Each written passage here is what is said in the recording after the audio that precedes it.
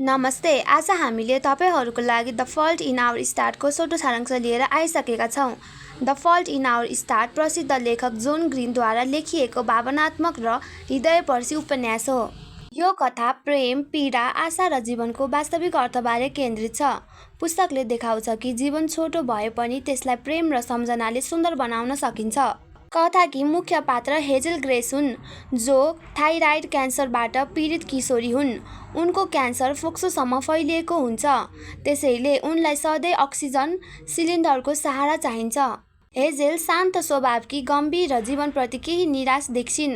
उनकी आमाले उनलाई सामाजिक बन्न सहयोग होस् भनेर क्यान्सर सपोर्ट समूहमा पठाउँछिन्। यही हेजेलको भेट अगस्टसँग हुन्छ। अगस्ट पहिले हड्डीको क्यान्सरबाट पीडित भइसकेका हुन्छन् र त्यसका कारण उनको एउटा खुट्टा काटिएको हुन्छ। तर उनी निकै आत्मविश्वासी, हास्यप्रिय र सकारात्मक सोच भएको युवक हुन्। अगस्ट पहिलो भेटमै हेजेलतर्फ आकर्षित हुन्छन्। बिस्तारै उनीहरूबीच मित्रता गहिरिँदै प्रेममा बदलिन्छ।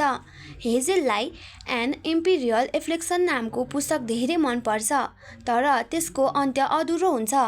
उनी त्यसका लेखकसँग भेटेर कथाको अन्त्य जान्न चाहन्छन्। उनीहरूसँगै समय बिताउँछन्, प्रेम अझ गहिरो हुन्छ र जीवनका धेरै भावनात्मक क्षण अनुभव गर्छन्। तर यात्रापछि कथा दुःखद मोडमा पुग्छ। अगस्टको क्यान्सर फेरि फर्किएको हुन्छ र अहिले पहिलेभन्दा धेरै गम्भीर अवस्थामा हुन्छ।